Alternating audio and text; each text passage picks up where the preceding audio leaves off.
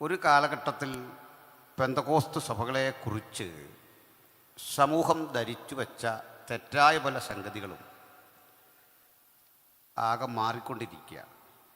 അതിലൊന്ന്, ബൈബിൾ ഏറ്റവും ആധികാരികമായി പഠിപ്പിക്കുന്നൊരു സമൂഹം നമ്മളാണെന്നും അതുപോലെ ഏറ്റവും അധികം ബൈബിൾ പഠിക്കാൻ കഠിനാധ്വാനം നടത്തുന്ന ഒരു സമൂഹം നമ്മളാണെന്ന് ഇന്ന് സമൂഹത്തിന് ബോധ്യപ്പെടുന്നുണ്ട്. അതിനൊരു ഉത്തമ കാരണം പുരോഹിതന്മാരാകട്ടെ, കാത്തലിക് ഒഴികെയുള്ള പുരോഹിതന്മാരെല്ലാം പഠിക്കുന്നത് സെനറ്റ് ഓഫ് സെറാംപൂർ കോളേജിന് കീഴിലുള്ള അഫിലിയേറ്റഡ് സ്ഥാപനങ്ങളിലാണ്. പെന്തക്കോസ്ത് സഭകളെ ആകമാനമെടുത്താൽ കുറഞ്ഞ പക്ഷം 4-ലധികം സെമിനാരികളുണ്ട് നമുക്ക് മാത്രം. ഒന്ന്, ഏറ്റവും നമ്മളറിയുന്ന ഷാരോൺ ഫെലോഷിപ്പിൻ്റെ തന്നെയുള്ള ഫെയ്ത്ത് തിയോളജിക്കൽ സെമിനാരി ആണെങ്കിൽ, ഇന്ത്യ പെന്തക്കോസ്ത് ദൈവസഭയുടെ ആഭിമുഖ്യത്തിലുള്ള ഇന്ത്യ ബൈബിൾ കോളേജ് ഓതറ, കൊട്ടാരക്കരയിലുള്ള കേരള തിയോളജിക്കൽ സെമിനാരി, പിന്നെയുമുണ്ട് ഡെറാഡൂണിലെ ന്യൂ തിയോളജിക്കൽ കോളേജ്. ഇത്രയും ഇനിയുമുണ്ട്. ഇതൊക്കെ മലയാളികളായ, രാജ്യത്തിൻ്റെ നാടിന് പുറത്താണെങ്കിലും മലയാളികളായ ദൈവമക്കളുടെ നേതൃത്വത്തിലും ഉത്തരവാദിത്തത്തിലും ഒക്കെ പ്രവർത്തിക്കുന്ന സ്ഥാപനങ്ങളാണ്. പക്ഷേ നമ്മളെക്കാൾ ശക്തിയുള്ള പ്രസ്ഥാനങ്ങളെ എടുത്താൽ അവർക്ക് ഒരു കോളേജൊക്കെ ഉള്ളൂ. അപ്പോൾ ഒരു സമൂഹം എന്ന നിലയിൽ ഈ സ്ഥാപനങ്ങളിലെല്ലാം പഠിച്ചിറങ്ങുന്ന ഇന്നത്തെ ക്രിസ്തീയ സഭയിലെ ഏറ്റവും അധികം ആളുകൾ പെന്തക്കോസ്ത് പശ്ചാത്തലത്തിലുള്ളവരാണ്. അത് കഴിഞ്ഞാൽ പിന്നെയുള്ള ATയുടെ കോളേജുകളെടുത്താലും കൂടുതലുള്ളത് പെന്തക്കോസ്ത് സെമിനാരികളാണ്. എന്തിനാണ് ഇത്രയും പറഞ്ഞത്? അങ്ങനെ ഒരു നിലവാരം ഈ കാലഘട്ടത്തിൽ സൂക്ഷിക്കാൻ നമുക്ക് സാധിക്കുന്നു. സന്തോഷകരമായ ഒരു കാര്യമാണ്. എന്നാൽ നമ്മളിവിടെ പഠിക്കുന്നത് അത്ര അക്കാദമിക് സ്വഭാവമുള്ളൊരു കാര്യമല്ല. അതിനോട് ചില സാമ്യമൊക്കെ വരും, അത്രമാത്രം. അപ്പം നമ്മളിന്ന് പഠിക്കുന്ന വിഷയം ഇതാണ്: ബൈബിളിൻ്റെ ആധികാരികതയും കർത്താവായ യേശുക്രിസ്തുവിൻ്റെ പുനരാഗമനവും. The authenticity of Bible and the second coming of Christ. ഇത് തമ്മിൽ ബന്ധമുണ്ടോ എന്ന് ചോദിച്ചാൽ ബന്ധമുണ്ട്. കാരണം ബൈബിൾ ആധികാര്യമായതുകൊണ്ടാണ് യേശുവിൻ്റെ വരവും ആധികാരികമാകുന്നത്. ബഹുമാനപ്പെട്ട ഡിസ്ട്രിക്ട് പാസ്റ്റർ ഉദ്ഘാടനം ചെയ്യുമ്പോൾ ഞാൻ കേട്ടുകൊണ്ടിരുന്നത് ഇത്തരം ചില കാര്യങ്ങളാണ്. ബൈബിളിൻ്റെ ആധികാരികത. നമുക്കതൊരു വചനം വായിച്ചുകൊണ്ട് തന്നെ സെക്കൻഡ് കമ്മിങ്ങിലേക്കൊക്കെ കടക്കുന്നതാണ് യുക്തം. നമുക്ക് ആമുഖമായി ഒരു വേദഭാഗം വായിക്കാം. വിശുദ്ധ മത്തായിയുടെ സുവിശേഷം 24-ാം അധ്യായത്തിൻ്റെ 1 മുതലുള്ള ചില വചനങ്ങൾ.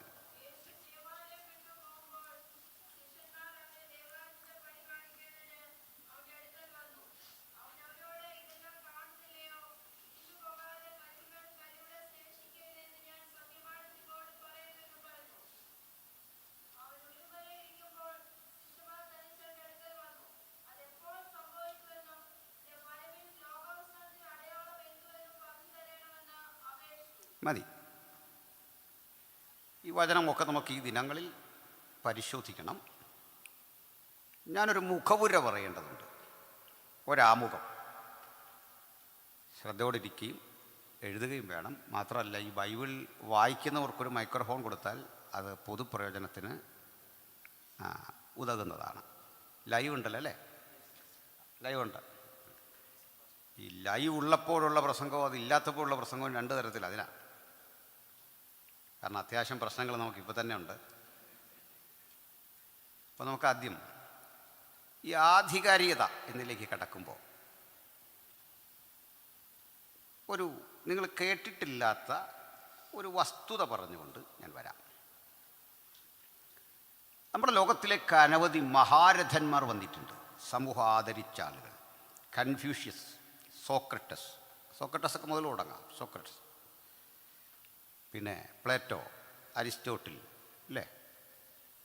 ഇവർ പലരുടെയും ജീവിതം നമുക്ക് വലിയ പിടിയില്ല, എങ്കിലും അവർ നല്ല മനുഷ്യരായിരുന്നു. ആ നിരയെ നമ്മൾ ഇങ്ങോട്ടെടുത്താൽ ഗാന്ധിജി വരെയുള്ള മഹാരഥന്മാർ, നമ്മുടെ കൂടി നാട്ടിലെ സാമൂഹ്യ പരിഷ്കർത്താക്കൾ, ശ്രീനാരായണ ഗുരു, ഇങ്ങനെയൊക്കെയുള്ള ആളുകൾ ഉണ്ട്. അവരൊക്കെ ഒരു കാലത്തിൻ്റെ സൃഷ്ടികളാണ്, കാലത്തിൻ്റെ അനിവാര്യതകളാണ്. അവരിലൂടെയാണ് ലോകം ഇന്ന് കാണുന്ന നിലയിലെത്തിയത്. പക്ഷേ അവർ പ്രവർത്തിച്ചൊരു കാലത്തുനിന്ന് വിഭിന്നമാണ് യേശുവിൻ്റെ കാലം. ഇവർക്കാരുടെയൊക്കെയോ പിന്തുണകൾ കിട്ടി. സമൂഹം അവരെ നന്നായി കൈക്കൊണ്ടു. ഉദാഹരണം ഗാന്ധിജി. ആക്ച്വലി ഇന്ത്യൻ സ്വാതന്ത്ര്യ സമരം ഒരു ദേശീയ ബോധമുള്ളതാകുന്നത് ഗാന്ധിജി വരുമ്പോഴാണ്. പക്ഷെ അതിനൊരു അടിത്തറ ബ്രിട്ടീഷുകാർ തന്നെ അറിയാതെ ഉണ്ടാക്കിയിരുന്നു. എന്താണെന്നത് അറിയണ്ടേ? ഈസ്റ്റ് ഇന്ത്യ കമ്പനി ഇന്ത്യയിലെ ഭരണം 57 അവസാനിപ്പിച്ചു, 1858 അവസാനിപ്പിച്ചു. പിന്നെ ഈ ഭരണം നേരെ ബ്രിട്ടീഷ് പാർലമെൻറ്റിൻ്റെ പക്കലാണ്. ബ്രിട്ടീഷ് പാർലമെൻറ്റ് അധികാരമെടുക്കുമ്പോൾ അവർ ചില ഭരണ പരിഷ്കാരങ്ങൾ നിർവഹിച്ചു. അത് നിങ്ങൾ കേട്ടിട്ടുണ്ട്. മിൻറ്റോ മോർലി എന്നും മൊണ്ടേഗു ചെംസ്ഫോർഡ്, ഇതൊക്കെ പറയാൻ പോലും അന്ന് ഭാരപ്പെട്ടൊരു പേരുകളല്ലേ. 1909 മിൻറ്റോ മോർലി ഭരണപരിഷ്കാരം, 1919 മൊണ്ടേഗു ചെംസ്ഫോർഡ് ഭരണപരിഷ്കാരം. ഇതൊക്കെ കൊണ്ട് ചില ഗുണങ്ങളുണ്ടായി. അതിന് മുമ്പ് തന്നെ ഒരു പ്രയോജനം അവരുണ്ടാക്കിയത്, ഈ ഭരണം കമ്പനിയിൽ നിന്ന് മാറിക്കഴിഞ്ഞപ്പോൾ ഭരണം നടത്താനൊരു നിയമം എഴുതിയുണ്ടാക്കി. ഭരണഘടനയല്ല, ശിക്ഷാ നിയമം എഴുതിയുണ്ടാക്കി. അങ്ങനെ ഇന്ന് വരെ നമ്മളെ ശിക്ഷിക്കുന്നത് 1860 മെക്കോളെ പ്രഭുവിൻ്റെ കാലത്ത് എഴുതിയ ഇന്ത്യൻ പീനൽ കോഡ് വെച്ചാണ്. എൻ്റെ പേരൊക്കെ ഒന്ന് മാറ്റിയെന്നുള്ളൂ, ചെറിയ കൂട്ടിച്ചേർക്കലുമൊക്കെ വന്നു. ഇപ്പോഴും നമ്മളെ പോലീസ് തടഞ്ഞു നിർത്തി അറസ്റ്റ് ചെയ്യുന്നതും അകത്തിടുന്നതും ജാമ്യം തരുന്നതും തൂക്കിക്കൊല്ലുന്നതും തൂക്കിക്കൊല്ലരുതെന്ന് പറയുന്നതും ഒക്കെ അന്ന് എഴുതിയ സായിപ്പ് എഴുതിയ നിയമത്തിൻ്റെ അടിസ്ഥാനത്തിലാണ്. ഇന്ത്യക്കാരൻ അതിലൊരു പങ്കുമില്ല. നമ്മളത് കുറേ ഭേദഗതി വരുത്തി എന്നുള്ളതേ ഉള്ളൂ, കുറേ കൂട്ടിച്ചേർത്തു. അതിൻ്റെ പേരും മാറ്റി BNS എന്നാക്കി. BNSS, ഇന്ത്യൻ എവിഡൻസ് ആക്റ്റും ഇന്ത്യൻ പീനൽ കോഡും എല്ലാ കാലത്തെ 1860 മുതലാണ് ഇതുണ്ടാകുന്നത്. 1909 എത്തുമ്പോഴേക്ക് ഇന്ത്യ എങ്ങനെ ഭരിക്കണം, അതിന് നമ്മളെ കൂടി പങ്കാളികളാക്കി, ഇന്ത്യക്കാരെ കൂടെ ചേർത്തു. ഇവിടെ നിന്നൊക്കെ പ്രതിനിധികളെ വച്ചു നിയമം ഉണ്ടാക്കാൻ. MLA-മാരെ പോലെ MP-മാരെ പോലെ ഇന്ത്യക്കാർക്കും കിട്ടി പ്രാതിനിധ്യം. അടുത്ത ഘട്ടം സിവിൽ സർവീസ് സജ്ജീകരിച്ചുകൊണ്ട് അന്ന് ഇന്ത്യൻ സിവിൽ സർവീസ് ICS ഉണ്ടാക്കിയിട്ട്, ഇന്നത്തെ IS, താഴെ തലം വരെ വില്ലേജ് ഓഫീസറെ വരെ നിയമിച്ചുകൊണ്ട് ഒരു ഗവൺമെൻറ് സംവിധാനം ഉണ്ടാക്കി. അപ്പം നിയമം ഉണ്ടാക്കി, അതിനെ നടപ്പിലാക്കാൻ ഉദ്യോഗസ്ഥരെ സജ്ജീകരിച്ചു, ഭരണഘടന ഉണ്ടാക്കി, പീനൽ കോഡ് ഉണ്ടാക്കി, നിയമം ലംഘിക്കുന്നവരെ ശിക്ഷിക്കാൻ, നികുതി പിരിവുകൾക്കൊക്കെ സിസ്റ്റമാറ്റിക്കായ സജ്ജീകരണങ്ങൾ ഉണ്ടാക്കി. ആ കൂടെ അവർക്ക് തന്നെ ഒരു ദ്രോഹം ചെയ്തു. 3 പ്രധാനപ്പെട്ട സ്ഥാപനങ്ങൾ ഓക്സ്ഫോർഡ് യൂണിവേഴ്സിറ്റിയുടെ മാതൃകയിൽ ഇവിടെ ഉണ്ടാക്കി. ഇപ്പോഴും ഉണ്ടത്, അതിന്നുണ്ട്. ഏതൊക്കെയാണ് കുഞ്ഞുങ്ങളവിടെ സംസാരിക്കുന്നു. ഇപ്പോൾ ഓക്സ്ഫോർഡ് യൂണിവേഴ്സിറ്റിയുടെ മാതൃക ഇവിടെ ഉണ്ട്, നിൻ്റെ ഭേദഗതി എടുക്കണില്ല. അപ്പോൾ ആ 3 കോളേജ് ഇപ്പോഴുണ്ട്. കൊൽക്കത്തയിലെ പ്രസിഡൻസി കോളേജ്, മുംബൈയിലെ പ്രസിഡൻസി കോളേജ്, നമ്മുടെ തമിഴ്നാട്ടിൽ മദ്രാസിലെ പ്രസിഡൻസി കോളേജ് ഇപ്പോഴും ഉണ്ട്. വലിയ സ്ഥാപനങ്ങളാണ്. അഡ്മിഷൻ കിട്ടാനൊക്കെ ഇപ്പോഴും പാടാ, അവരുണ്ടാക്കിയതാണ്. ഇവിടെയൊക്കെ പഠിച്ച് വക്കീലന്മാരും ഒക്കെ പുറത്തിറങ്ങിയതോടെ അവർക്ക് ദേശീയ ബോധം രൂപപ്പെട്ടു. ആ ദേശീയ ബോധം എങ്ങനെ വിനിയോഗിക്കണമെന്ന് അറിയാതിരിക്കെ ഈ വിദ്യാഭ്യാസം വരുമ്പോൾ അടിക്കാനും തല്ലാനും ഒക്കെ ഉള്ള ബോധം അങ്ങ് മാറും, വിപ്ലവ ബോധം മാറും. അതൊരു സത്യം. അങ്ങനെയാണ്. അപ്പോൾ ഇവർ പഠിച്ചു. ആ പഠിച്ചവരുടെ സമരവീര്യം ഒന്ന് ക്രോഡീകരിക്കാൻ ഒരവസരം, അല്ലെ ഒരു ലീഡർഷിപ്പ് ഇല്ലാതിരിക്കുകയാണ് ഗാന്ധിജി വരുന്നത്. ഗാന്ധിയാകെ 30 കൊല്ലമേ പ്രവർത്തിച്ചുള്ളൂ. ആ 30 കൊല്ലം പ്രവർത്തിക്കുമ്പോൾ 1917 ഇന്നത്തെ ബീഹാറിലെ ചമ്പാരൻ എന്ന സ്ഥലത്ത് കിടക്കുന്നൊരു കോൺഗ്രസ് ഉണ്ട്. ചമ്പാരൻ കോൺഗ്രസ് എന്നാണ് അതിൻ്റെ പേര്, സമ്മേളനം. അവിടെ വെച്ച് കർഷകരുടെ ഉൽപ്പന്നത്തിന് വില വേണം. ആ ഒറ്റ വാക്കും പിന്നെ നടന്ന ഉപ്പു സത്യാഗ്രഹമെല്ലാം എല്ലാവരെയും ബാധിക്കുന്നതായതുകൊണ്ട് ഇന്ത്യക്കാർ ഉണർന്നു. അല്ലാതെ ഇവിടെ സമരം ആയുധമെടുത്തായിരുന്നില്ല. ഇങ്ങനെ ഏകീകരിക്കാൻ ഒരാളുണ്ടായി. അപ്പോൾ ഇതവിടെ നിൽക്കട്ടെ. ഞാൻ പല കാര്യങ്ങളിൽ ഗാന്ധിജിയെ ആധ്യാത്മിക വിഷയങ്ങൾ എതിർക്കുന്ന ഒരാൾ തന്നെയാണ്. ദേശീയമായ കാഴ്ചപ്പാടിൽ അദ്ദേഹം ഉയർത്തിയ ആ കൊളോണിയൽ വിരുദ്ധ ബോധം ഇന്ത്യയെ മുഴുവൻ മാറ്റി. പക്ഷെ ഞാനിവിടെ ക്രിസ്തുവിനെക്കുറിച്ച്, യേശുവിനെക്കുറിച്ച് പറയുന്ന മറ്റൊരു കാര്യമാണ്. കർത്താവ് ശ്രദ്ധേയനായതൊരു സമരത്തിലൂടെയല്ല, ഒരു പ്രസ്താവനയിലൂടെയല്ല, ഒരു യുദ്ധത്തിലൂടെയല്ല, ഒരു സാഹിത്യകൃതി രചിച്ചതിൻ്റെ പേരിലല്ല. ഇതിനൊന്നും സാഹചര്യമില്ലാതിരിക്കെ യേശു എന്നൊരാൾ ജീവിച്ചിരുന്ന ഭൂപ്രദേശത്തിൻ്റെ പ്രത്യേകത ഒരു ചെറിയ ഏറിയാണ്. കേരളത്തിൻ്റെ വലിപ്പമില്ല. ഇസ്രയേൽ എന്ന യഥാർത്ഥത്തിൽ പറയേണ്ടതും റോമക്കാർ വന്നതോടെ അവിടെ പാർത്തിരുന്ന യഹൂദനെ ആക്ഷേപിക്കാൻ അവരുടെ ശത്രുക്കളുടെ പേരിട്ട് വിളിച്ചതുമായ ഒരു സ്ഥലമാണ് പാലസ്തീൻ. ആ പേരിൻ്റെ ആവശ്യം തന്നെ ഇല്ല. അത് ചരിത്രവിരുദ്ധമാണ്. ആ പേര് വസ്തുതാവിരുദ്ധമാണ്. ദ ലാൻഡ് ഓഫ് ഫിലിസ്തീൻസ് എന്നർത്ഥത്തിൽ പാലസ്തീൻ എന്ന് പേരിട്ട് വിളിച്ച 120 മൈൽ ചുറ്റളവുള്ള മിഡിൽ ഈസ്റ്റിലെ ശ്രദ്ധേയമായ, ഇന്നാണത് ശ്രദ്ധേയമാകുന്നത്. അത് യേശു വന്നതുകൊണ്ടാണ് ആ കുഗ്രാമങ്ങളൊക്കെ പ്രസിദ്ധമാകുന്നത്. ആ സ്ഥലത്ത് കുറുമ്പ്രാവിനെ യാഗമർപ്പിക്കേണ്ടുന്ന വിധത്തിൽ കാളയും പശുക്കിടാങ്ങളെയും ആടുകളെയും ഒക്കെ യാഗം കഴിക്കുന്ന സമ്പന്ന പശ്ചാത്തലമില്ലാത്ത ഒരു കുടുംബം, അവിടെ ജനിച്ചു വളർത്തപ്പെട്ടവൻ, പ്രസംഗിക്കാൻ ഉപയോഗിച്ച ഭാഷ പ്രാദേശിക ഇടങ്ങളിൽ ജൂതന്മാർ പരസ്പരം പറയുന്ന അരാമിക്, ആ ഭാഷയിൽ കേവലം 3.5 കൊല്ലത്തെ പ്രസംഗം. മഹാത്മജിക്ക് 30 വർഷം കിട്ടിയപ്പോൾ കർത്താവിന് കിട്ടിയത് 3.5 കൊല്ലം. പ്രസംഗത്തിൻ്റെ കണക്കെടുത്താൽ തീരെ കുറവ്. തെറ്റിദ്ധരിക്കൽ. അതിലൊക്കെ കൂടുതൽ ഞങ്ങളൊക്കെ പ്രസംഗിച്ചു. വിശേഷം എന്തുണ്ടായിന്ന് വേറൊരു ചോദ്യം, അത് ചോദിക്കേണ്ട. 3.5 കൊല്ലം മാത്രമല്ല, ഈ സ്ഥലം വിട്ട് പുറത്തു പോയേ ഇല്ല. കണ്ടോ, വിദേശയാത്രയൊന്നും ചെയ്തിട്ടില്ല. അതാണ് ഈ അല്പവിദേശയാത്ര ചെയ്ത എന്നെപ്പോലുള്ളവരുടെ സ്ഥലത്ത് വന്നിട്ട് പറയും, ഞാൻ ടെക്സാസിലായിരുന്നപ്പോൾ, ഞാൻ ഡാളസിലായിരുന്നു, ടെക്സാസിലായിരുന്നു എന്നൊക്കെയുള്ള ശരി. അവിടെ ചെന്നതെങ്ങനെ, അവിടുന്ന് വന്നതെങ്ങനെയാന്നൊക്കെ നമുക്കറിയാം അല്ലേ. നമ്മളിങ്ങനെയൊക്കെ ആണെങ്കിൽ കർത്താവ് വിദേശയാത്ര നടത്തിയില്ല. ഇന്നത്തെ പ്രൊഫൈലൊന്നും ഉള്ള ആളല്ല. ഫോളോവേഴ്സ് ഇല്ല. അതാ രസം. ലൈക്കടിച്ച് പോകുന്നവരുണ്ട്, ഫോളോവേഴ്സ് ഇല്ല. കൊള്ളാം, അത്ഭുതം കൊള്ളാം, അടയാളം കൊള്ളാം, വീര്യപ്രവൃത്തി കൊള്ളാം, ഇന്നും അതാണ് കൊള്ളാം. പക്ഷെ കിട്ടിയത് 12 പേരെ. അതും കൊള്ളാവുന്ന 12 പേരാണോ? ഒരു കാര്യത്തിന് കൊള്ളിക്കാവുന്ന 12 പേരാണോ? അറിവുണ്ടോ? പ്രാപ്തിയുണ്ടോ? സമ്പത്തുണ്ടോ? ഒന്നുമില്ല.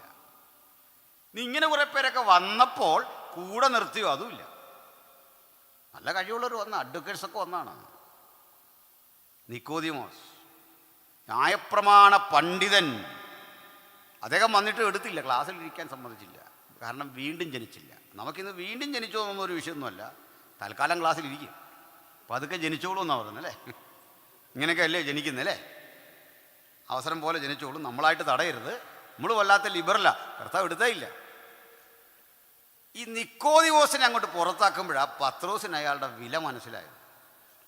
ഒരു കഴിവില്ലാത്ത എന്നെ പിടിച്ചിവിടെ ആക്കിയിട്ട് ഇത്രയും കഴിവുള്ളവനെ ബൈ പറഞ്ഞ് മാറ്റുന്ന, അത് കട്ടിപ്പദം കൊണ്ട് ഇത്രയും വിമർശിച്ചൊഴിവാക്കുന്ന ഗുരുവിൻ്റെ കാരുണ്യം, ആ കാരുണ്യത്തിൽ, ആ കൃപയിൽ അടിസ്ഥാനപ്പെട്ടതാണ് സുവിശേഷം. അതിൻ്റെ ആനുകൂല്യം പറ്റിയ ഞാനിവിടെ നിൽക്കുന്നത്, നിങ്ങളിവിടെ ഇരിക്കുന്നത്. നമ്മൾ നമ്മളായതല്ല, പത്രോസിനോട് യേശു കാട്ടിയ കാരുണ്യത്തിൻ്റെ മറ്റൊരളവാ. അത് കൂടിപ്പോയോന്നാണ് നമുക്ക് തോന്നുന്നത്. അത് കൂടിയിട്ടേ ഉള്ളൂ, അത് കൂടത്തേ ഉള്ളൂ. ഉപയോഗിക്കും തോറും വീര്യം വർദ്ധിക്കുന്ന ദൈവകാരുണ്യമാണ് അവിടുത്തെ കൃപ. ഒരിക്കലും അതിനും അടുപ്പില്ല. അധർമ്മം പെരുകുമ്പോൾ നമ്മുടെ സ്നേഹം തണുക്കും, പക്ഷേ ക്രിസ്തുവിൻ്റെ സ്നേഹത്തിന് തണുപ്പില്ല. അത് വീര്യമുറ്റതാണ്. ആ സ്നേഹത്തിൻ്റെ വല്ലഭത്വത്തിൻ്റെ ശക്തി കൊണ്ടാണ് നാം ഇന്ന് അവനെ ആരാധിക്കാനും സ്നേഹിക്കാനും ഒക്കെ അടുത്തു വരുന്നതും. വേണ്ടി വന്നാൽ മരിക്കേണ്ടി വന്നാലും ആ ആത്യന്തിക സത്യത്തിന് വേണ്ടി നിൽക്കുന്നത് എന്തുകൊണ്ടാണ്? അവിടുത്തെ സ്നേഹം, അവിടുത്തെ ഉദാത്തമായ കൃപ. പക്ഷെ ഒന്ന് പറഞ്ഞ് ഞാൻ ആ മുഖവുര വിടാം. പ്രിയരേ, 1000-ൽ-പരം വർഷങ്ങൾ, 1000-ൽ-പരം ദിവസങ്ങൾ മാത്രം പ്രസംഗിച്ച് 33.5 കൊല്ലം ജീവിച്ച് ചെറിയ ഒരു സമൂഹത്തെ 12 പേരെ 70 പേരെ കിട്ടി. അതിൽ നിന്ന് 12 പേരെ തിരഞ്ഞെടുത്ത് അവരുമായി സംവദിച്ച് അവരെ മഹത്തരമായൊരു ഉത്തരവാദിത്വം ഏൽപ്പിച്ച് ഇവിടം വിട്ട് യേശു പിരിയുന്ന ആ സന്ദർഭം ഞാൻ ഓർക്കും. വലിയൊരു വിഷയം അത്. എന്താണെന്നോ, ഒരു അണ്വായുധ റിയാക്ടർ ഓപ്പറേറ്റ് ചെയ്യണം. ആ മെയിൻ സയൻറ്റിസ്റ്റ് ഉണ്ട്. ഇത്തരം ആളുകൾക്കൊരു പ്രത്യേകത ഉണ്ട്. പ്രധാനപ്പെട്ട ട്രിക്കൊന്നും പെട്ടെന്ന് ആർക്കും പറഞ്ഞു കൊടുക്കില്ല. ഒരു തൊഴിലും അങ്ങനെ ചെയ്യില്ല, ചെയ്യാൻ പാടില്ല താനും, അല്ലേ? നമുക്കല്ല ഇന്ന് ഇൻഡയറക്റ്റ് വേയിൽ ജയിക്കണം. നിങ്ങൾക്ക് യൂത്ത് ക്യാമ്പ് വരുന്നുണ്ട്, CM, അന്നേരത്തേക്കൊരു പ്രസംഗം വേണം.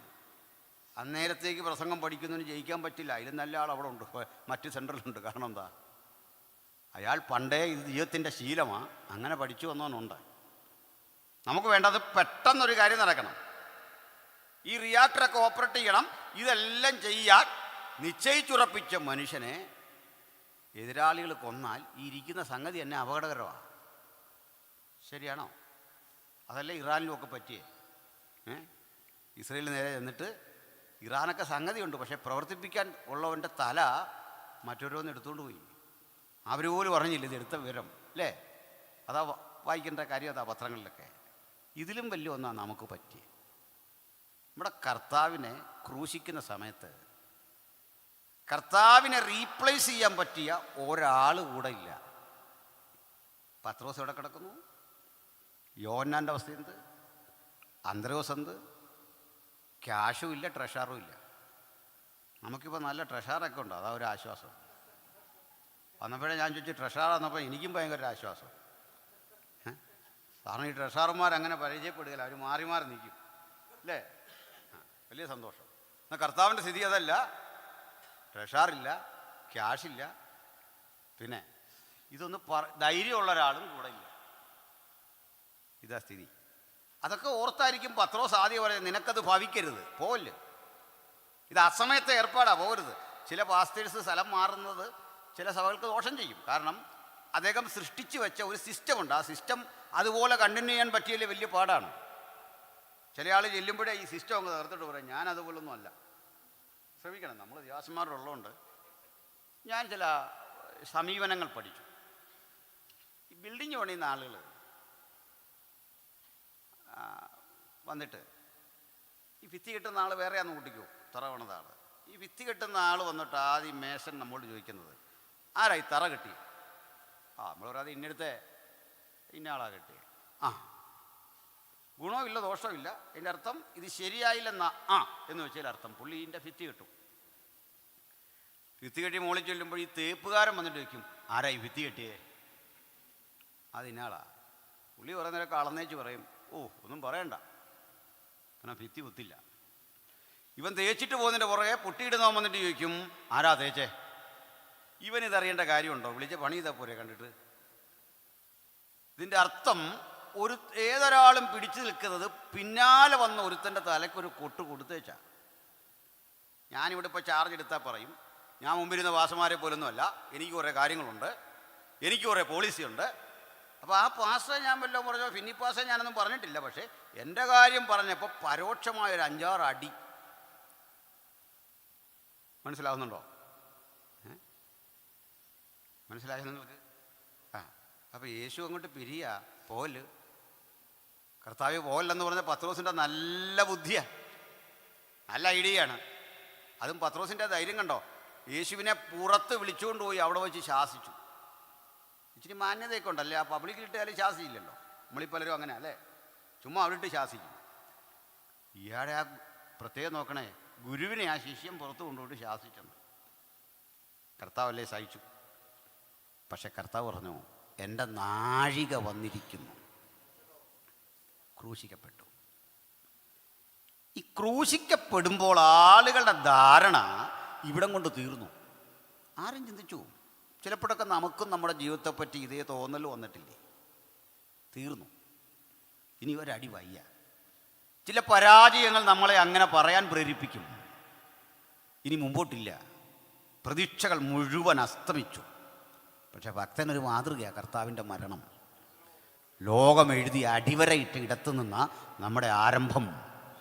അതാ വീണ്ടും നമ്മുടെ ധൈര്യം വർദ്ധിക്കുന്നത് അതുകൊണ്ടാണ്. കാരണം പ്രതികൂലങ്ങളും പ്രതിസന്ധികളിൽ നമ്മുടെ ജീവിതത്തിലേക്ക് വരുമ്പോൾ കർത്താവ് കാട്ടിത്തന്ന മാതൃക എന്താ?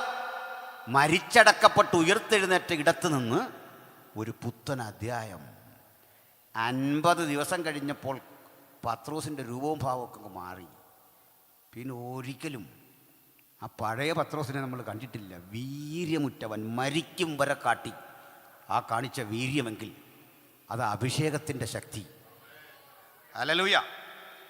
അപ്പം ഞാൻ പറഞ്ഞതേ, ഈ വചനം ഇത്രയും പ്രതിസന്ധിക്കകത്ത് ലോകമെമ്പാടും വ്യാപരിക്കുകയും തന്നെ പിന്തുണയ്ക്കാൻ ലോകത്തൊരു സമൂഹവും ഇല്ലാതിരിക്കുകയും ലോകത്തിലെ ഏറ്റവും അധികം അനുഗാമികളുള്ള വ്യക്തിത്വമായി നമ്മുടെ കർത്താവ് മാറുന്നതും ഈ വചനത്തിൻ്റെ ആധികാരികതയുടെ ഒന്നാമത്തെ തെളിവാണ്. ഹല്ലേലൂയ. ഏറ്റവും അധികം അനുഗാമികളുള്ള വ്യക്തിത്വം യേശുവാണ്.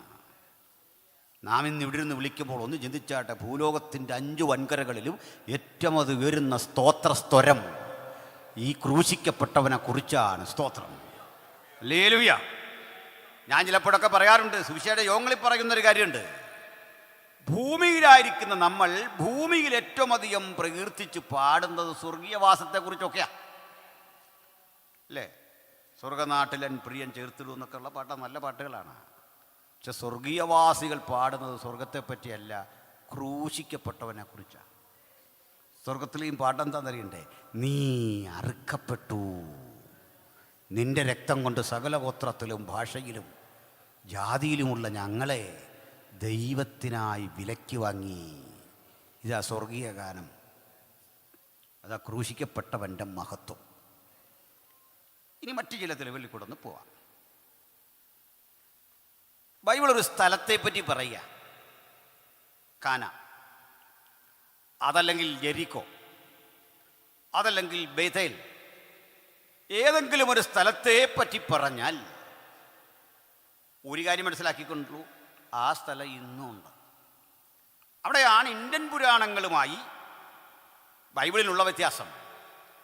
ആ പറയപ്പെടുന്ന പല സ്ഥലങ്ങളും ഭാവനാസമ്പന്നമാണ്. അവിടെ വിവരിക്കുന്ന പല വസ്തുതകളും യാഥാർത്ഥ്യത്തിലുള്ളതല്ല. ക്ഷമിക്കരുത്, പറയേണ്ടി വരുന്നതിനാണെന്നറിയില്ലേ. ഒരിക്കൽ വാസിഷ്ഠൻ എന്നൊരു മഹർഷി, അദ്ദേഹത്തിൻ്റെ വീട്ടിലേക്ക് വിശ്വാമിത്രൻ എന്നൊരാളെത്തുക. ഫുഡ് കൊടുത്തു, നല്ല സൽക്കാരമാണ്.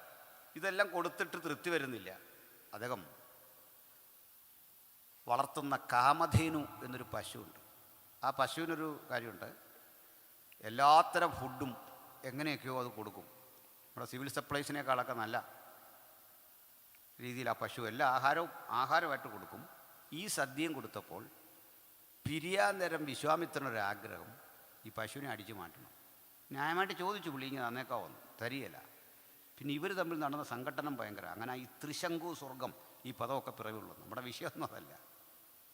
അപ്പം ഇങ്ങനൊരു പശു ഉണ്ടോ ഇവിടെ വളർത്തിയ കഥയാണ്. അല്ലെങ്കിൽ ഒരാൾ ഒരു സ്ഥലത്ത് നിന്ന്, ഗോകർണത്ത് നിന്ന് ഒരു മഴുവെറിയുക, അത് എന്ന് കന്യാകുമാരി മറ്റോ പതിക്കുക, ഒരു സ്ഥലം ഉയർന്നു വരിക. നമ്മുടെ കേരളം അല്ലേ ഉയർന്നു വരിക. ഇപ്പം എന്നോട് ചോദിക്കുക എന്തിനാണ് ഇത് പ്രസംഗിക്കുന്നതെന്ന് ചോദിച്ചാൽ ഞാൻ എന്തിനാണ് ഇതൊക്കെ എഴുതി വെച്ചേ, സ്കൂളിൽ എന്തിനാണ് പഠിപ്പിച്ചേ? അതിനല്ല നിങ്ങൾ തിരുവനന്തപുരത്ത് ചെന്നാൽ മ്യൂസിയത്തിൽ ചെന്നാൽ ഈ ആശാൻ കോടാലി കൊണ്ട് നിൽക്കുന്ന ഇങ്ങനെ എഴുതിയിരിക്കുക, ചരിത്രം പഠിപ്പിക്കുന്നിടത്ത് ഐതിഹ്യം ഉണ്ടാക്കി വെച്ചിരിക്കുകയാണ്, ഇങ്ങനെ വിരലും ചൂണ്ടി നിൽക്കുകയാണ്. അതവിടെ വെച്ചാൽ ഞാൻ പറയും, കാരണം നമ്മൾ ഇന്ത്യൻ പൗരനാണ് പറയാം അല്ലേ, പറഞ്ഞ അതാ കാര്യം. അല്ലേ അത് വെക്കരുത്. ശാസ്ത്രം ശാസ്ത്രമായിട്ടും ചരിത്രം ചരിത്രമായിട്ടും പോകണം. ഞാൻ പറഞ്ഞത് ഇങ്ങനെ നാച്ചുറൽ അല്ലാത്ത, അവർ തന്നെ വിശ്വസിക്കാത്ത, അവർ തന്നെ തള്ളിക്കളയുന്ന സംഭവങ്ങളോ കഥകളോ നിലനിൽക്കെ നിങ്ങളെന്നോട് ചോദിക്കുക ബൈബിളിലൊരു കാര്യം ഇങ്ങനെയാണോ? ബൈബിളിൽ അത്ഭുതങ്ങളുണ്ടെന്നേ. ചെങ്കടൽ കീറിയതേ, കാനാവിലെ കല്യാണത്തിന് വെള്ളം വീഞ്ഞായതേ, ഇങ്ങനെ 100 സംഭവങ്ങളുണ്ട്.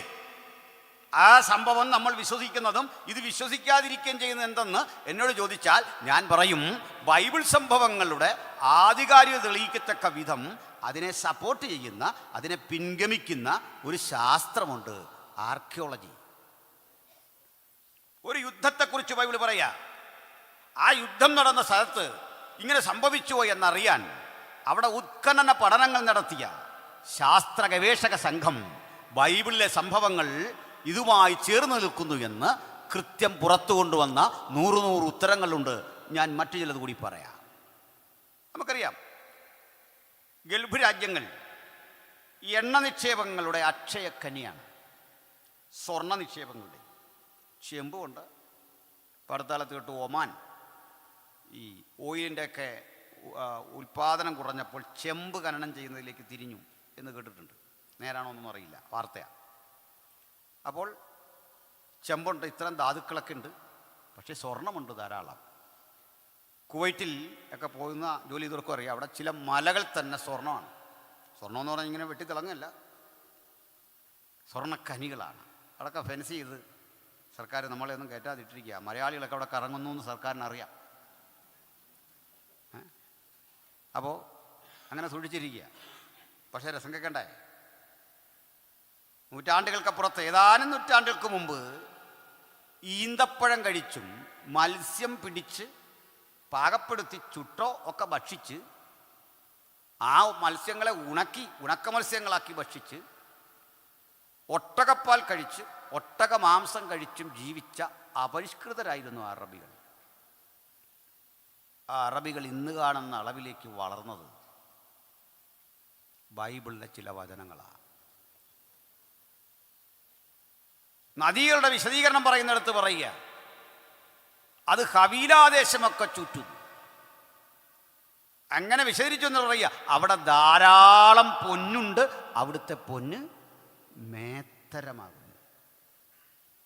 ഇത്ര ആൾ മുമ്പ് പറഞ്ഞ കാര്യം ഇന്നും അത് ചരിത്രത്തിൻ്റെ മുമ്പിൽ ഈ വാക്യം നിലയുറപ്പിച്ചിങ്ങനെ നിൽക്കുക. ആ പറഞ്ഞത് ശരിവെച്ച് അങ്ങനെ തന്നെ നിൽക്കുക. അവരുടെ മതഗ്രന്ഥങ്ങളിൽ പോലും ഇല്ല. വീണ്ടും ഈ തിരുവെടുത്ത് പറയുക, അവിടെ കീൽക്കുഴികൾ ധാരാളമുണ്ട്. ആ കീൽക്കുഴികൾ ധാരാളമുണ്ട് എന്ന് പറയുന്ന അതേ സ്ഥലത്ത് നിന്ന് എത്രയധികം ഉൽപ്പന്നങ്ങൾ ഖനനം ചെയ്തെടുക്കുന്നു, പെട്രോളിയം ഉൽപ്പന്നങ്ങൾ. ഇതും ബൈബിൾ പറഞ്ഞു. അപ്പോൾ ബൈബിളിൻ്റെ ആധികാരികത വ്യക്തമാക്കുന്ന സുപ്രധാനമായൊരു കാര്യം പുരാവസ്തു പഠനമാണ്. ബൈബിളിലെ സ്ഥലങ്ങളോ നീർപ്പാത്തികളെക്കുറിച്ച്, കനാലുകളെക്കുറിച്ച് ബൈബിളിൽ പരാമർശമുണ്ട്. രാജാക്കന്മാരൊക്കെ വെട്ടിയ നീർപ്പാത്തികളെക്കുറിച്ച് പറയുന്ന വിശദീകരണം നടന്ന സ്ഥലങ്ങൾ, ഉത്ഖനനം നടത്തി പഠിച്ച പഠനങ്ങൾ ജോസഫ് പി ഫ്രീയെ പോലെയുള്ള എഴുത്തുകാരെഴുതിയിട്ടുണ്ട്. അവിടൊക്കെ ഇതേ സ്ഥലങ്ങൾ ഇന്നും കൺമുമ്പിൽ കാണാം. ജെരികോയുടെ മതിൽ ഇടിഞ്ഞു വീണ് ആഴങ്ങളിലേക്ക് കുഴിഞ്ഞിറങ്ങിയ ചരിത്രം വിശുദ്ധ ബൈബിൾ രേഖപ്പെടുത്തുന്നു.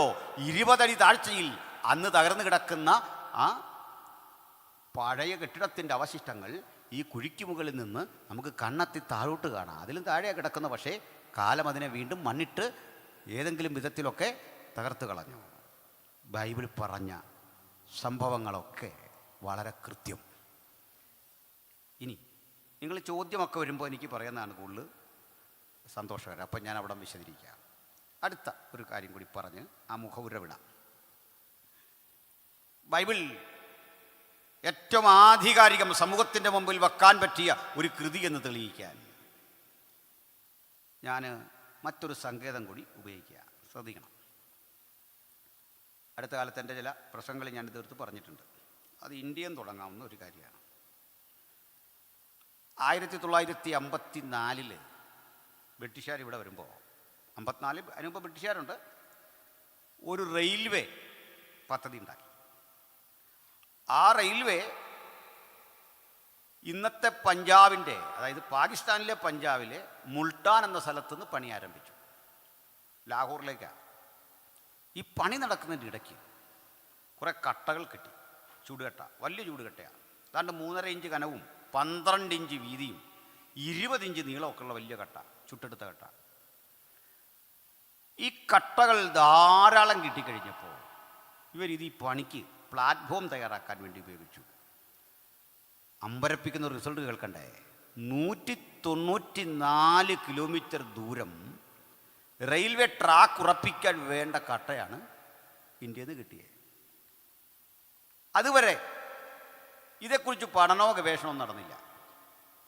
ലോകം ധരിച്ചത് ലോകത്തിലെ ഏറ്റവും വലിയ സംസ്കാരം മെസപ്പൊട്ടേമിയ, അങ്ങനെയാണ്, തർക്കമൊന്നുമില്ല. പിന്നെ ഈജിപ്റ്റ് ഉണ്ട്, ചൈനയുണ്ട്, അവിടെയൊക്കെ ഇങ്ങനെ നഗരങ്ങൾ കണ്ടെത്തിയിട്ടുണ്ട്. പക്ഷെങ്കിൽ ഇത് പിന്നെ തുടരന്വേഷണം നടന്നില്ല. അവിടെ റെയിൽവേ ഒക്കെ പണിതു. 1921 ആകുമ്പോഴേക്ക് ബ്രിട്ടനിൽ നിന്ന് ജോൺ മാർഷൽ എന്നു പേരായ ഒരു ആർക്കിയോളജിസ്റ്റ് വരിക.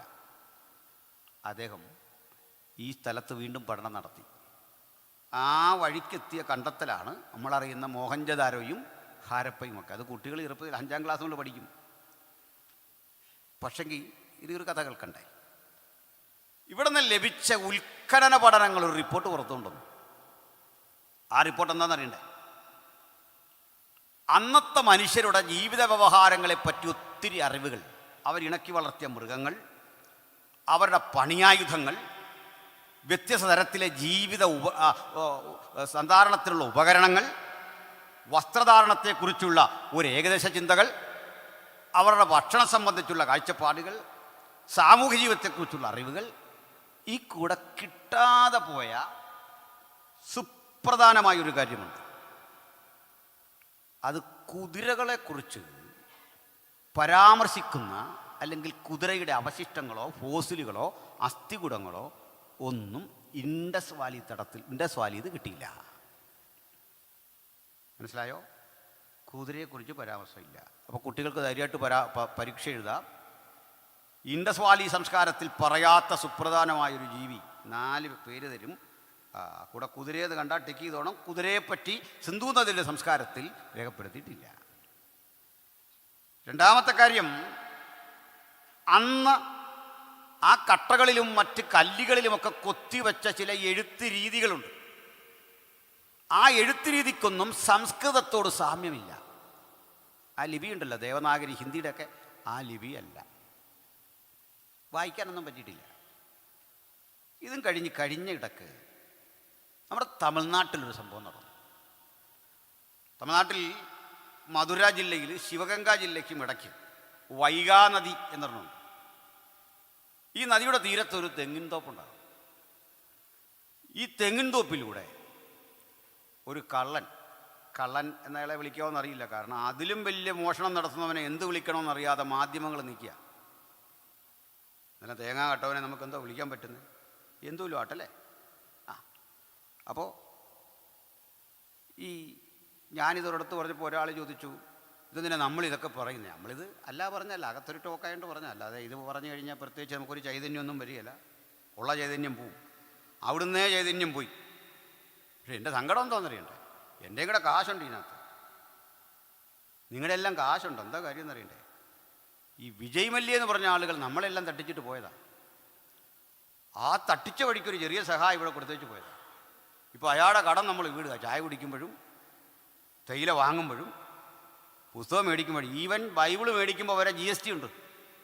നമ്മൾ ആരെ കടം വീടുക? വിജയ് മല്യയുടെ കടം. അങ്ങനെ പരോക്ഷമായ ഒരവകാശം നമുക്കുണ്ടെന്നു പോട്ടെ. അപ്പോൾ ഇയാൾ മോഷണമൊക്കെ നടത്തി ആളുകൾ ഇയാളെ വളഞ്ഞു, ഓടിച്ചിട്ട് പിടിച്ചു. ഇയാൾ ഇവിടെ ഒരു കുഴിയിൽ ഇങ്ങനെ പതുങ്ങി. പുള്ളിക്ക് പുറത്തോട്ട് വരാൻ പറ്റത്തില്ല. ചെന്ന് നോക്കുമ്പോൾ ഇതൊരു പടിക്കെട്ടാണ്. ആളുകൾ പിന്നാലെ കൂടി. ഒത്തിരി വിവരിക്കുന്നില്ല. ഇയാൾ ആ മോഷ്ടിച്ച തെങ്ങുംപുരയിടത്തിൻ്റെ അടിയിൽ ഒരു പടുകുറ്റൻ നാഗരികതയുടെ അവശിഷ്ടം ഉണ്ടോ. മോഷ്ടാവിനെ കൊണ്ടുണ്ടായ ചെറിയൊരു ഗുണമാണ്. പഠനം നടന്നു, പഠനം ശക്തിപ്പെട്ടപ്പോൾ കിട്ടിയ റിസൾട്ട് കേൾക്കണ്ടേ. ഇൻഡസ് വാലിയിൽ എന്ത് കണ്ടോ അതൊക്കെ ഇവിടെയും കണ്ടു. അവിടെ കണ്ട എഴുത്തിൻ്റെ തനിമ ഇവിടെയും കണ്ടു. അപ്പോൾ ശാസ്ത്രലോകത്തിന് പിടികിട്ടി ഇതിന് സാമ്യം നമ്മുടെ മലയാളത്തോടോ തമിഴിനോടൊക്കെയാണ്. തമിഴിൻ്റെയും മലയാളത്തിൻ്റെയൊക്കെ പൂർവ്വ ഭാഷയോടാണ് ആ ലിപികൾക്ക് സാമ്യം. അവിടെ മുഖ്യമന്ത്രി സ്റ്റാലിൻ ഇത് വായിച്ചെടുക്കുന്നവർക്ക്, ഈ ഭാഷ വായിച്ചെടുക്കുന്നവർക്ക് കോടിക്കണക്കിന് രൂപയുടെ വമ്പൻ ഓഫർ. ഭാഷാപരമുള്ള ആരെങ്കിലും ഉണ്ടെങ്കിൽ നിങ്ങൾ പോയി ചലഞ്ച് ചെയ്തോണം. ഒരവസരമാണ് വന്നിരിക്കുന്നത്. ചുരുക്കി പറഞ്ഞാൽ ഇവിടെ എങ്ങും കുതിരയില്ല, ഹിന്ദിയില്ല, സംസ്കൃതമില്ല. ഇവിടുന്ന് കിട്ടിയ ഉൽപ്പന്നങ്ങളുടെ നിജസ്ഥിതി പരിശോധിക്കാൻ വേണ്ടി അമേരിക്കയ്ക്ക് അയച്ചു, ലാബിൽ കാലപ്പഴക്കം നിർണ്ണയിക്കാൻ. ഇറ്റലിക്കും അയച്ചു. റിപ്പോർട്ട് എന്താണെന്നറിയണ്ടേ. കർത്താവായ യേശു ക്രിസ്തുവിനും 600 മുതൽ 900 വർഷം വരെ പഴക്കം ഇതിനുണ്ട്. സംഗതി കൊള്ളാം. പക്ഷേ ഉടനെ കേന്ദ്ര ആർക്കിയോളജിക്കൽ ഡിപ്പാർട്ട്മെൻറ്റ് പറയുക സംഗതി കൊള്ളാം, പക്ഷെ നമുക്കതൊരു 300 ചുരുക്കാവോ. 300 ചുരുക്കിയാലേ നമ്മുടെ കിത്താബിയുടെ ഓടുള്ളൂ. കാരണം അത് മുഴുവൻ കുതിരയാണ്. മനസ്സിലാകുന്നില്ല നിങ്ങൾക്ക് അല്ലേ? ഈ കുതിര ഇന്ത്യക്കാരുടെ അല്ലെന്ന് ഇറക്കുമതി സാധനമാണ്. കുതിരയും സംസ്കൃതമൊന്നും ഇന്ത്യൻ സംസ്കാരവുമായി നേരിട്ട് ബന്ധമുള്ളതല്ല. ഇതൊക്കെ വന്നതാണ്. ആകുന്ന പറഞ്ഞിട്ടോ അതിൻ്റെ ഡയറക്ടർ കേട്ടില്ല, പുള്ളിയെ സ്ഥലം മാറ്റി. നമ്മളെപ്പോലല്ല തമിഴൻ വിടുകല. പോയി ഫൈറ്റ് ചെയ്ത് ഹൈക്കോടതി ഓർഡർ കൊടുത്തു, ഈ ഉദ്യോഗസ്ഥരെ തന്നെ തിരികെ നിയമിക്കണം. ഇതിൻ്റെ ഉത്തരവാദിത്വം മുഴുവൻ സ്റ്റേറ്റ് സർക്കാർ നോക്കണം. ആർക്കിയോളജിക്കൽ സർവേ തമിഴ്നാട് ഗവേഷണം ശക്തമാക്കുക. ഇതൊക്കെ പുറത്തു വരുന്നതോടുകൂടി നമ്മൾ കേൾക്കുന്ന പോലെ കെട്ടുകഥകളും തകർന്നടിക്കും. മനസ്സിലാവുന്നുണ്ടോ? ഞാനിതൊക്കെ കുറേ സീരിയസ് ആയിട്ട് ഇങ്ങനെ വീഡിയോ ചെയ്ത് വെച്ചിരിക്കുകയാണ്. മരിക്കുന്നതിന് മുമ്പ് പുറത്തു വിടാവോ ഇല്ലയോ എന്നുള്ളതാണ് ഇപ്പോൾ ആലോചിച്ചുകൊണ്ടിരിക്കുന്നത്. സ്തോത്രം. പല കാര്യങ്ങളുണ്ട് അതിനകത്ത്. എന്തിനാണ് ഇതൊക്കെ ചെയ്തു വെച്ചേക്കെന്ന് അറിയണ്ടേ? പലവിധ കാര്യങ്ങൾ ഇങ്ങനെ ഞാൻ വെറുതെ ഇരിക്കുന്ന സമയത്തൊന്നും ഉച്ച കഴിഞ്ഞൊന്നും ഉറങ്ങുന്ന ശീലമില്ല. ഇതൊക്കെ ഇങ്ങനെ വീഡിയോ ആക്കി വെക്കുകയാണ്. ഇപ്പോൾ മോന് അല്പം സീരിയസ് ആയിട്ട് പഠിക്കാനുള്ളത് എടുക്കാൻ ആളില്ല, അങ്ങനെ ഒരു ബുദ്ധിമുട്ടി നിൽക്കുകയാണ്. ഇതൊക്കെ വീഡിയോ എടുക്കുന്നതിന് കുഴപ്പമൊന്നുമില്ല. ഇടുമ്പോൾ നല്ല വൃത്തിയുള്ളൊരു ടൈറ്റിൽ ഇടണം. ചില ആൾ ഈ വീഡിയോ എടുത്തിട്ട് വളരെ മോശം ഒരു ടൈറ്റിൽ, ഞാൻ ചിന്തിക്കാത്ത കാര്യങ്ങളായി ടൈറ്റിൽ. മനസ്സിലായില്ലേ? കൊടുത്തോട്ടം അവരെ ഓടിച്ചു, ഇങ്ങനെയൊന്നും ഇടരുത്. പ്രതിപക്ഷ ബഹുമാനം വേണം അല്ലേ? അവരെ പേര് ഇത് കണ്ടം വഴി ഓടി, ഇതൊന്നും ഇടരുത്. യോഗ്യമല്ലാത്ത ഭാഷയും രീതിയൊന്നും പാടില്ല. അതേ ഉള്ളൂ, വേറെ കുഴപ്പമൊന്നുമില്ല. പറഞ്ഞു വെച്ചെന്നതിൻ്റെ ഇങ്ങനെ കെട്ടിപ്പൊക്കിയ മാമൂലുകളുടെയും കോട്ടകളുടെയും വ്യാജ വ്യർത്ഥ ഇടപാടുകളുടെയും ദന്തഗോപുരങ്ങളെ ഇടിച്ചു തകർത്താണ് ഈ ബൈബിൾ അതിൻ്റെ ആശയം സ്ഥാപിച്ചത് ലോകത്തിൻ്റെ എല്ലായിടത്തും. ഇതേ സമയത്ത് ഞാൻ കൃത്യതയോടെ പറയാം, ബൈബിളിലെ ഇത്തരം ഒരു സംഭവം ഭാവനയാണ്, കെട്ടുകഥയാണെന്ന് പറയാൻ ആർക്കാണ് ധൈര്യമുള്ളത്? കാരണം ആർക്കിയോളജി തെളിയിച്ച പുരാവസ്തു ശാസ്ത്രത്തിൻ്റെ അടരുകളിൽ കൃത്യമതിൻ്റെ സങ്കേതങ്ങൾ ഉപയോഗിച്ച് പഠിച്ച നിരവധി കാര്യങ്ങൾ കൃത്യതയോടെ അത് സ്ഥാപിച്ചു. പിന്നെ ആളുകൾ മനസ്സിലാക്കിയ ഒരളവിൽ നിന്ന് ചോദ്യങ്ങൾ ചോദിച്ചാൽ അവരുടെ ധാരണയുടെ ഒരു പെശകുണ്ട്. ഇവിടെ ഒന്ന് പറയാം. ചിലയിടത്ത് ചെല്ലുമ്പോൾ ചില ആളുകൾ ചോദിക്കും, നിങ്ങൾ അങ്ങനെ ചോദിക്കില്ല, നിങ്ങളുടെ ഉള്ളിലൊരു ഉത്തരവുണ്ട്, ആ ഉത്തരം വെച്ചിട്ട് എന്നെ ഒന്ന് കുരുക്കാൻ വേണ്ടി ചോദിക്കും. മനസ്സിലായോ? ആ ഉത്തരം അങ്ങ് പറഞ്ഞാൽ മതി. അത് കൂടുതലും നമ്മൾ ഈ വെളിപ്പാട് പുസ്തകം സംസാരിക്കുമ്പോഴേ ഇയാളുടെ ഉള്ളിലൊരാശയം കാണും, പുള്ളി തൊട്ട് പറയത്തുമില്ല. നമ്മൾ ചോദിക്കും, ആൻറ്റിയും കുഞ്ഞും ആരാ? ആൻറ്റിയും കുഞ്ഞും 12 അധ്യായം. ഞാൻ ഇച്ചിരി ബഹുമാനത്തോടെ പറഞ്ഞതേ ഉള്ളൂ. വെളിപ്പാട് 12 ഒരു ആൻറ്റിയും കുഞ്ഞും ഉണ്ടല്ലോ. ആ കൊച്ചേതാ ആൻറ്റി ഏതാന്ന് ചോദിച്ചിട്ട് ഇദ്ദേഹത്തിൻ്റെ മനസ്സിലൊരു ഐഡിയ കാണും. ഇങ്ങേരോട്ട് പറയുമോ? അതുമില്ല. നമ്മൾ പറഞ്ഞ വൃത്തം തെറ്റാന്നും പറയും. പുസ്തകങ്ങളിലെല്ലാം എഴുതിയേക്കും തെറ്റാണ്, ഏതാന്നോട്ട് പറയത്തുമില്ല. അപ്പോൾ പിന്നെ അത് കേൾക്കിയ രക്ഷയുള്ളൂ എന്ന് പറഞ്ഞോലെ ഈ ചോദ്യങ്ങൾ വരുമ്പോൾ ഒരു കാര്യം, ഞാൻ നമ്മുടെ ബൈബിളിലെ ഉൽപ്പത്തി പുസ്തകത്തിലൊരു സംഭവം ഉണ്ടല്ലോ, ഭൂമിയെ ചരാചരങ്ങളെയൊക്കെ സൃഷ്ടിക്കും വഴിക്കും. സൂര്യചന്ദ്രാദികളെ സൃഷ്ടിക്കുന്നത് 3-ാം ദിവസം അല്ലേ? എന്നാൽ 1-2 ദിവസം സൂര്യനും ചന്ദ്രനും ഇല്ലാതെ എങ്ങനെ ഉണ്ടായി? ഇതൊരു ചോദ്യമാണ്. എന്നിട്ട് ഇവിടുന്ന് ഒരു കണക്ക് കൂട്ടി 6000 കൊല്ലത്തെ മനുഷ്യൻ്റെ ചരിത്രത്തിന് 6000 കൊല്ലത്തെ ബൈബിൾ പറയുന്നുള്ളൂ. പക്ഷേ ഫോസിലിന് 1,00,000 വർഷത്തെയൊക്കെ പഴക്കം കിട്ടുന്നു. അത്രയും പഴയ ചരിത്രങ്ങൾ നമ്മുടെ മുമ്പിൽ കിട്ടുന്നു. അതും ബൈബിളും കൂടെ പൊരുത്തപ്പെടത്തില്ല. ഇത് നിങ്ങൾ കേട്ടിട്ടില്ലേ? ഇങ്ങനെ കേട്ടിട്ടുണ്ടല്ലേ? ആ, ഇത് 6000 എന്നാരാ പറഞ്ഞത്? 6000 എന്ന് കണക്കൂട്ടിയൊരു ബിഷപ്പ്, അഷർ എന്ന് പറഞ്ഞൊരു ബിഷപ്പാണ്. ബിഷപ്പ് കണക്കൂട്ടിയെന്ന് മാത്രമല്ല, അദ്ദേഹം ഒരു കാര്യം കൂടെ ചെയ്തു. മനുഷ്യനെ സൃഷ്ടിച്ചത് 4004 BC സെപ്റ്റംബർ മാസം 24-ാം തീയതി ഞായറാഴ്ച രാവിലെ 9 മണിക്കാണ് ആദമിനെ കവിയെ സൃഷ്ടിച്ചത്. എന്തൊരു പോക്കാണ്! ബിഷപ്പ് അഷറിൻ്റെ കണക്കാണ്. ഈ അഷറിൻ്റെ കണക്കും പഠിച്ചിട്ട് യുക്തിവാദികൾ വരിക, അവിടുന്ന് കാലവും ഗവേഷണവും പോയി ഇമാർ അറിഞ്ഞില്ല. ഒരുത്തം പറയാം, അയാളിത് പറഞ്ഞപ്പോഴാണ് അനിൽക്കുടത്തോട്ടോ ആദ്യം കേട്ടേന്ന്. ഞങ്ങളൊക്കെ ഇത് തുടക്കത്തിലേ പഠിക്കുന്നവരല്ലേ. അപ്പോളജറ്റി സ്റ്റഡി അങ്ങനെയാണ്.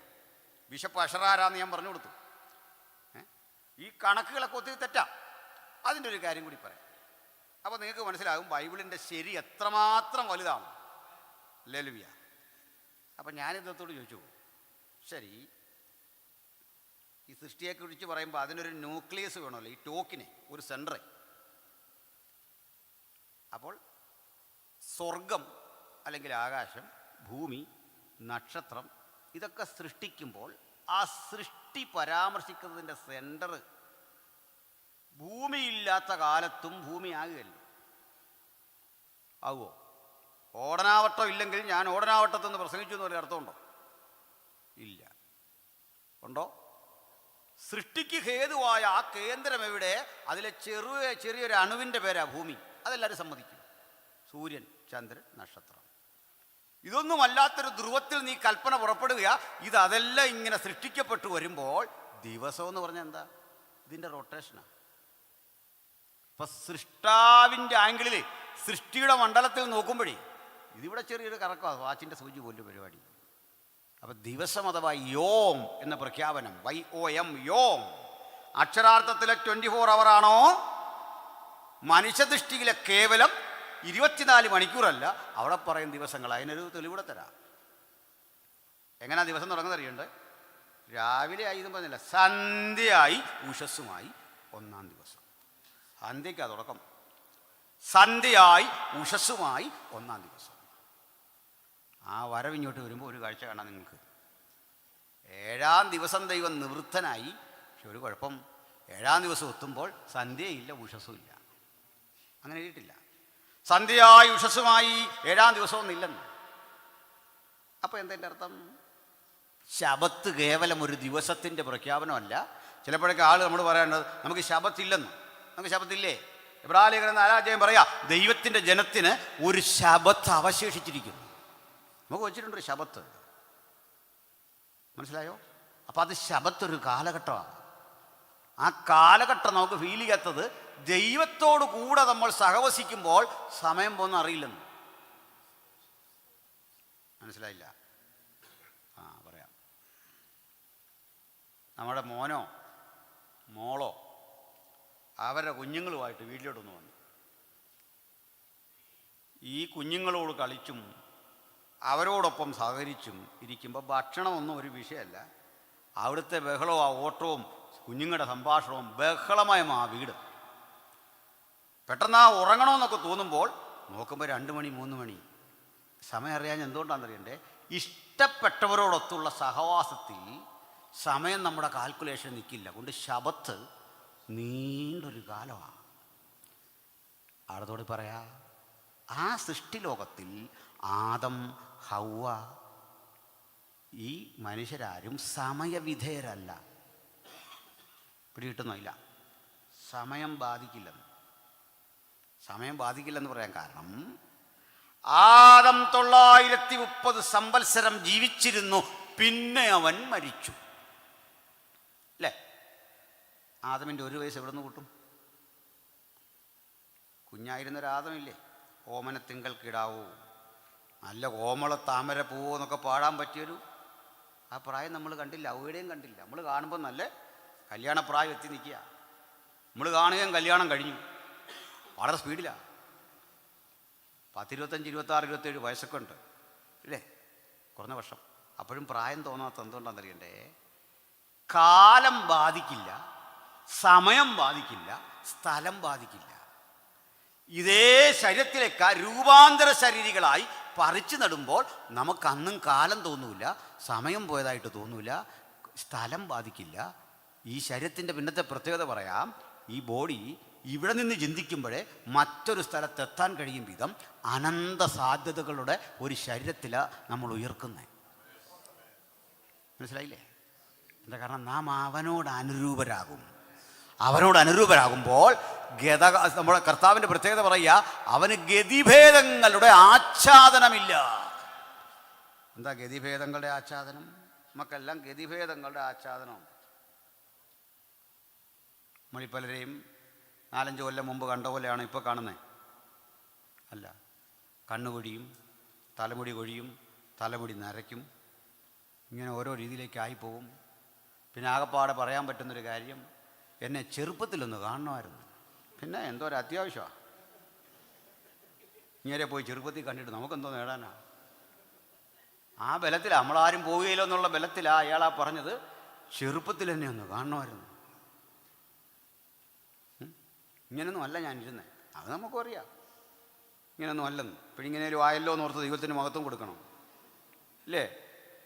ഞാൻ വയനാട് വഴി ഇങ്ങനെ വരുമ്പോൾ അതിവിടെ നിയമമുണ്ട്, ഈ കാട്ടുമൃഗങ്ങളുടെ ഒന്നും ഫോട്ടോ എടുക്കരുതെന്ന്. അപ്പോൾ ഒരുത്തരം അവിടെ ഇറങ്ങി നിന്ന് സെൽഫി എടുക്കുക.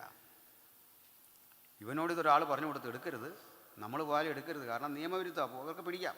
പിന്നെ അവരോട് ചൂടായിട്ടൊന്നും കാര്യമില്ല, നിയമമുണ്ടല്ലോ. എൻ്റെ കൂടെ ഒരുത്തം പറയാം, അവനെ അങ്ങ് അറസ്റ്റ് ചെയ്യല്ലെന്ന്. എന്താണെന്ന് ചോദിക്കുക, കാട്ടുമൃഗം എങ്ങനെ ആരാ, ഇവൻ ആരാന്ന് എങ്ങനെ ജനം അറിയുന്നതെന്ന്.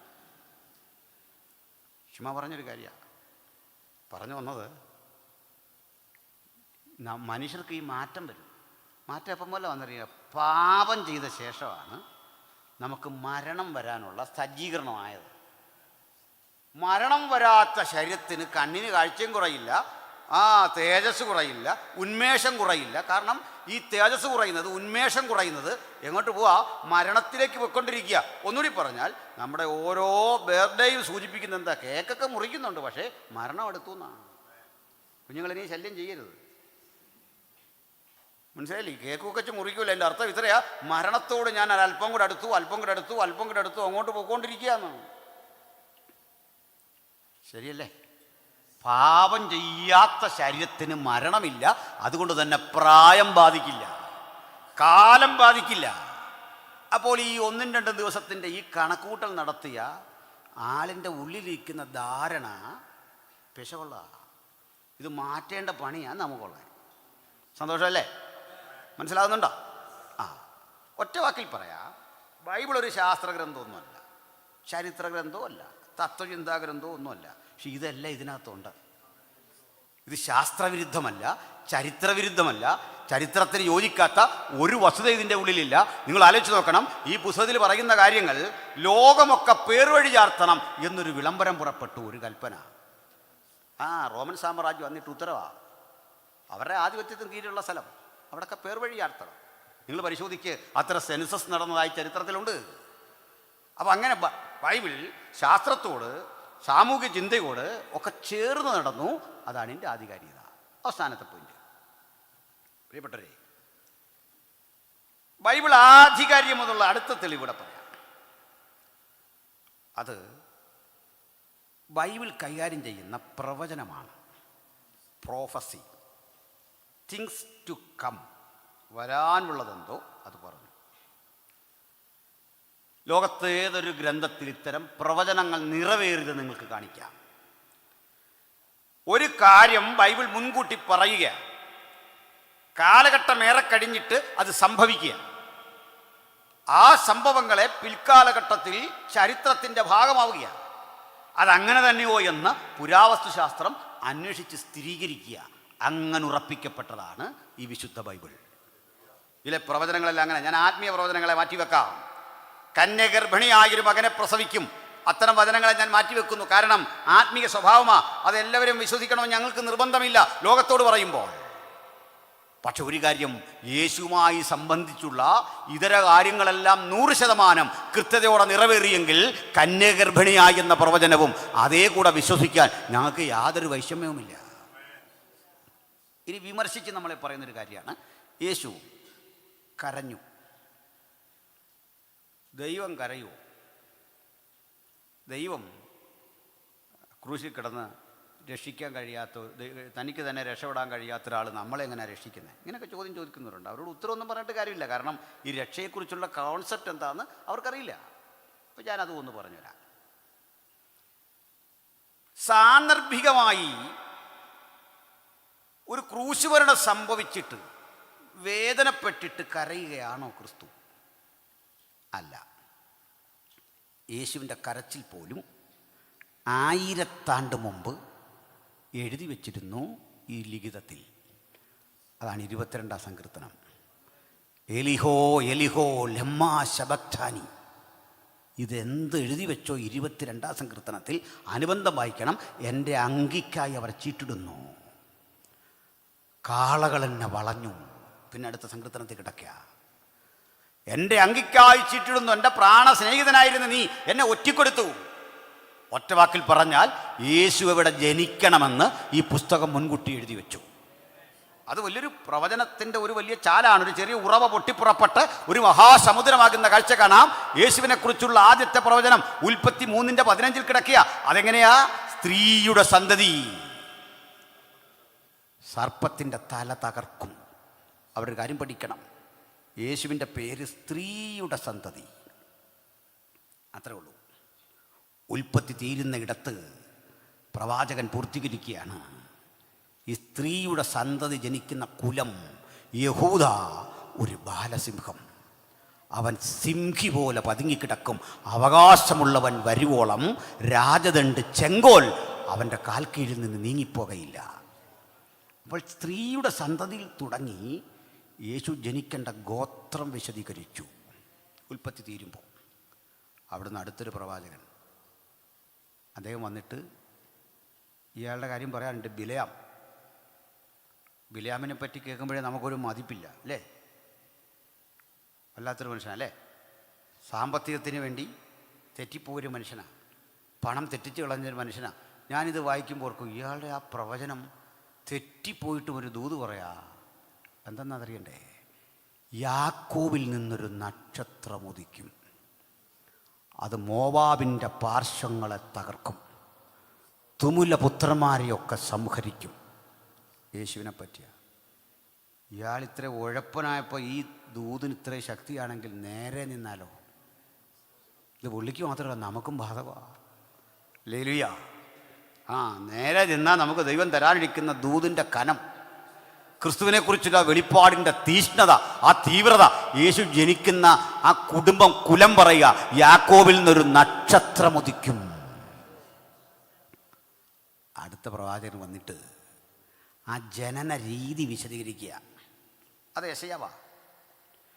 കന്യക ഗർഭിണിയായൊരു മകനെ പ്രസവിക്കും. ഉൽപ്പത്തിയുടെ ഗ്രന്ഥകാരൻ സ്ത്രീ എന്ന് പേരിട്ട ആ സ്ത്രീയുടെ വിലാസം, സവിശേഷത, പ്രൊഫൈല് കുറെ കൂടി വ്യക്തമായിട്ട് പറയുക, അത് കേവലം ഒരു സ്ത്രീയല്ല, കന്യക ഗർഭിണിയായി ഒരു മകനെ പ്രസവിക്കും. എന്നിട്ട് അടുത്ത യേശുവിൻ്റെ സവിശേഷത പറയുക, അവൻ അത്ഭുത ആലോചനക്കാരൻ. അത്ഭുത മന്ത്രി എന്നുള്ള പരിഭാഷ പോരാ, അത്ഭുത ആലോചനക്കാരൻ, വീരനാം ദൈവം, നിത്യതയുടെ പിതാവ്, ഫാദർ ഓഫ് ഇറ്റേണിറ്റി, അതാ കറക്റ്റ്, നിത്യതയുടെ പിതാവ്, സമാധാന പ്രഭു എന്നിങ്ങനെ പേർ വിളിക്കും. പ്രവചനം വീണ്ടും ശക്തിപ്പെട്ടു. അടുത്ത പ്രവാചകൻ വന്നിട്ട് യേശു ജനിക്കുന്ന സ്ഥലം പറഞ്ഞു, ബേത്ലഹേ, എബ്രാത്തയിലെ ബേത്ലഹേ. അതും ശ്രദ്ധിക്കണം. ഇവിടെ അടുത്ത് വാളകം എന്നൊരു സ്ഥലമുണ്ടല്ലോ, വാളകം എന്ന് വേറൊരു സ്ഥലം എറണാകുളത്തുണ്ട്. അപ്പോൾ വാളകത്തിങ്ങനൊരു സംഭവം നടക്കുമെന്ന് പറഞ്ഞാൽ 2 വാളകമുണ്ട്, നമ്മൾ തേടി പോകണം അല്ലേ? അന്ന് 2 ജെറുസലേമുണ്ട്, 2 ബേത്ലഹേമുണ്ട്. 2 ബേത്ലഹേം. തെറ്റിപ്പോകാതിരിക്കാൻ പ്രവാചകൻ കൃത്യത പറയുക, എബ്രാത്തയിലെ ബേത്ലഹേമിൽ നിന്ന് അവൻ ജനിക്കും. കൃത്യം. അടുത്ത ആൾ വന്നിട്ട് പറയുക, അവൻ 30 വെള്ളിക്കാശിന് ഒറ്റിക്കൊടുക്കപ്പെടും. 30 വെള്ളി നാണയം. ആ നാണയം കൊണ്ട് കുശവന്റെ നിലം വിലക്ക് വാങ്ങി, അതിന് രക്തനിലമെന്ന് പേർ വരും. അടുത്ത പ്രവാചകൻ വന്നിട്ട് ഒറ്റിക്കൊടുക്കപ്പെടുന്ന രീതി വിശദീകരിച്ചു.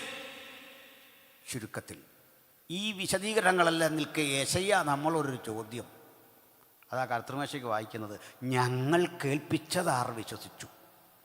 ഞങ്ങളെ ഉൽപ്പത്തി മുതൽ ഞങ്ങൾ തുടങ്ങിയതാ.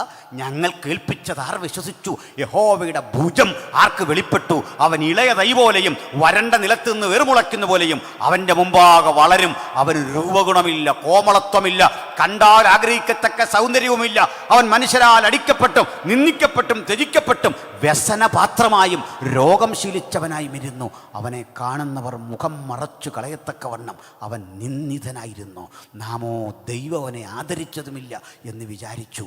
അവൻ നമ്മുടെ അകൃത്യങ്ങൾ നിമിത്തം തകർന്നും നമ്മുടെ പാപങ്ങൾ നിമിത്തം മുറിവെറ്റി മരിക്കുന്നു.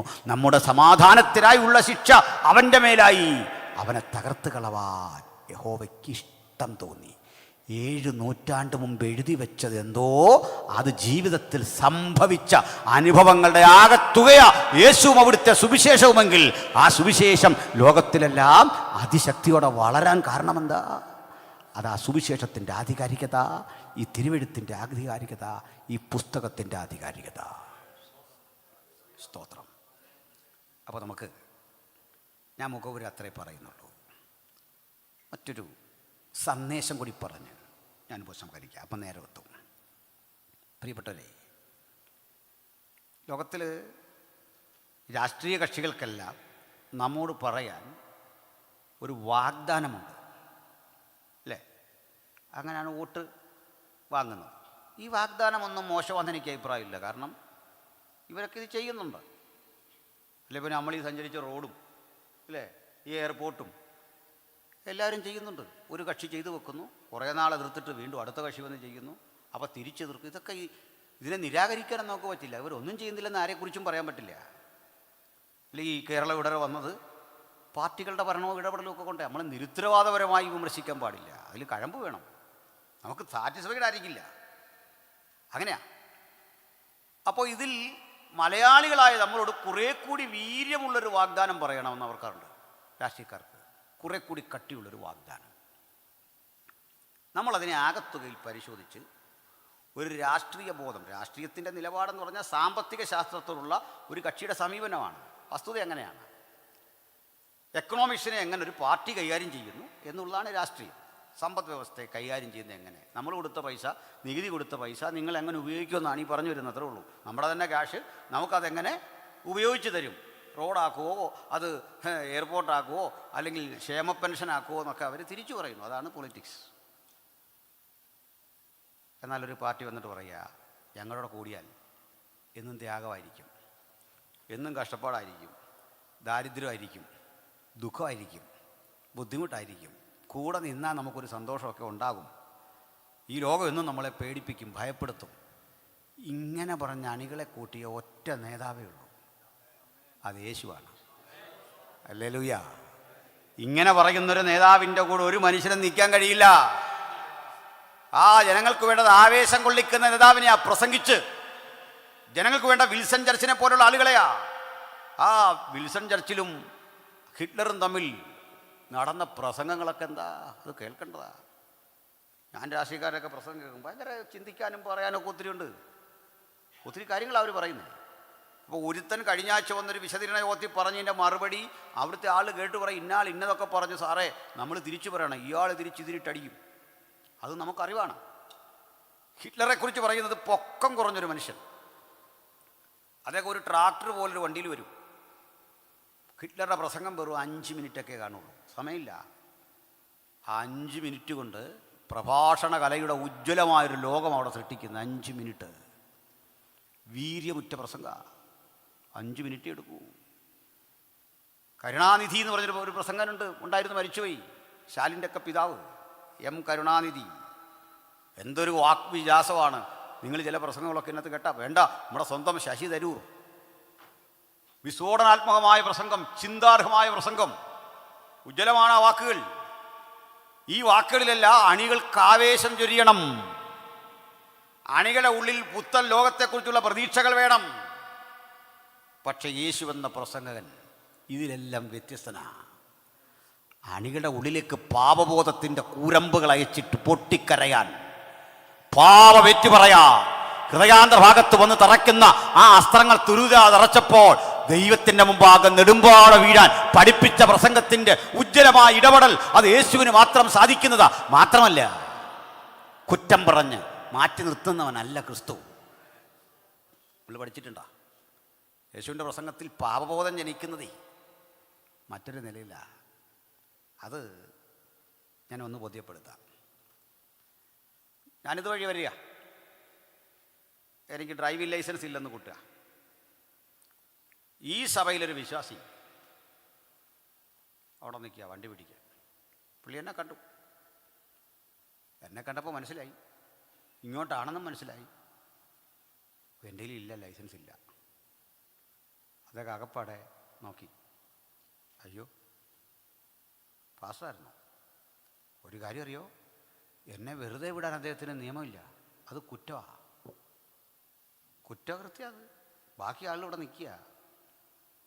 അദ്ദേഹത്തിന് എന്നെ വെറുതെ വിടാതിരിക്കാനും പറ്റില്ല. അത് ഒരു ധാരണയുണ്ടല്ലോ, നമ്മൾ തമ്മിലുള്ള മാനസികമായൊരു ധാരണ. അദ്ദേഹത്തിൽ ഞാൻ പ്രതീക്ഷിക്കുന്ന ഒരു ഗ്രേസ് ഇല്ലേ, ഞാൻ അർഹിക്കുന്ന ആൾ. എന്നാൽ ഞാൻ ഇവിടേക്ക് വരിക, വന്നുപോയി. അദ്ദേഹം എന്ത് ചെയ്തു? അയ്യോ എന്ത് പറ്റി? ഞാൻ പുതുക്കാൻ കൊടുത്തു, കിട്ടിയില്ല. സാരമില്ല.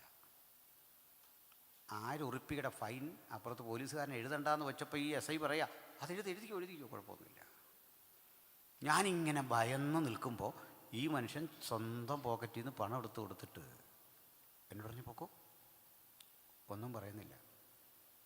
ഞാൻ പോയി. ഞാൻ അദ്ദേഹത്തോട് നന്ദിയൊക്കെ തോന്നും. ഒരു 3-4 ആഴ്ച കഴിഞ്ഞ് ഞാൻ നേരെ കൊട്ടാരക്കര വഴി തിരുവനന്തപുരത്തിന് പോകുമ്പോൾ ഇതേ രൂപത്തിൽ വരിക. പുള്ളി കൈ കാണിച്ചു. എവിടേക്കാ? ഇന്നിടത്തേക്കാ.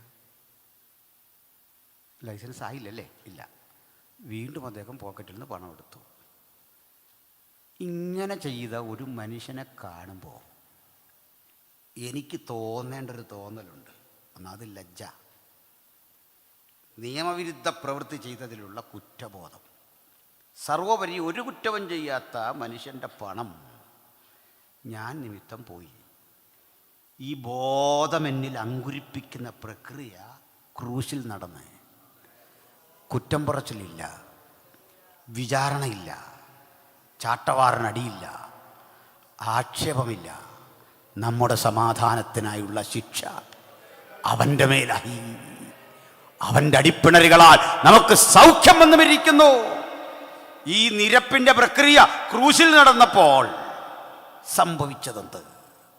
വിവരിക്കാനാവാത്തൊരു പൊതുജനത്തിൻ്റെ, ഒരു പുതിയ സമൂഹത്തിൻ്റെ ആവിർഭാവം. പുനരാഗമന ചിന്തകളോടൊക്കെ നമുക്ക് നാളെ കടന്നു പോകാം. ഇന്നിവിടുന്ന് പോകുമ്പോൾ ഒരു കാര്യം ഇങ്ങനെ ഉദ്ധരിക്കട്ടെ. പ്രിയപ്പെട്ടവരെ, വാഗ്വിസ്മയത്തിൻ്റെ തത്വചിന്താപരമായ ആശയങ്ങളുടെ പ്രവാഹമല്ല യേശുവിൻ്റെ ശുശ്രൂഷയുടെ സവിശേഷത. ഹൃദയാന്തർഭാഗത്ത് തറയ്ക്കുന്ന മൂർച്ചയേറിയ ചില ചിന്തകൾ നമുക്കറിയാം. ആളുകളേറെ വെറുക്കുന്നൊരു ക്യാരക്ടറാണ് ചുങ്കക്കാരൻ. മുമ്പേ പറഞ്ഞില്ല, ഫൈൻ അടിക്കുന്ന പോലീസിനോടും ഒക്കെ നമുക്ക് സ്വാഭാവികമായി ഒരു ബുദ്ധിമുട്ട് തോന്നും. പക്ഷേ അയാളുടെ ജോലിയാണ്, ചെയ്യാതിരിക്കാൻ വയ്യ. നമ്മൾ ആ സത്യം കൂടി മനസ്സിലാക്കണം. ഒരു ഭാഗത്തിൽ അതൊരു സത്യമാണ്, വെറുതെ അല്ല. അദ്ദേഹത്തിന് ഏൽപ്പിച്ചു വിട്ടൊരു ഉത്തരവാദിത്വമുണ്ട്. ചുങ്കം പിരിക്കുന്ന സക്കായി എന്ന മനുഷ്യൻ ഇതിലപ്പുറത്തൊരു കുറ്റവുമുണ്ട്. പറയപ്പെട്ടതിനേക്കാൾ അധികം തുക വസൂലാക്കുന്ന ഒരു അഴിമതിക്കാരനാ ഈ സക്കായി. അതുകൊണ്ട് ആളുകളേറെ വെറുത്തു. ഈ ചുങ്കം പിരിക്കുന്നവരെ വല്ലാതെ വെറുത്തു. പെൺകുട്ടികളെ ഈ വീട്ടിലേക്ക് വിവാഹം കഴിച്ചയക്കില്ല. ഇതുപോലൊരു ബന്ധമേ അയാൾക്ക് കിട്ടൂ. അപ്പോഴൊക്കെ ഇത്തരം വിവാഹാലോചനകൾ ആ നാട്ടിൽ വരുമ്പോഴൊക്കെ പറയും, അവൻ കൊടുക്കുന്ന അന്നമില്ലേ, അതിൽ ആരുടെയൊക്കെയോ ശാപമുണ്ട്. ഒരു മയവുമില്ലാതെ അവൻ ഇടപെട്ടപ്പോൾ ചിലരെ കണ്ണീരുണ്ട്.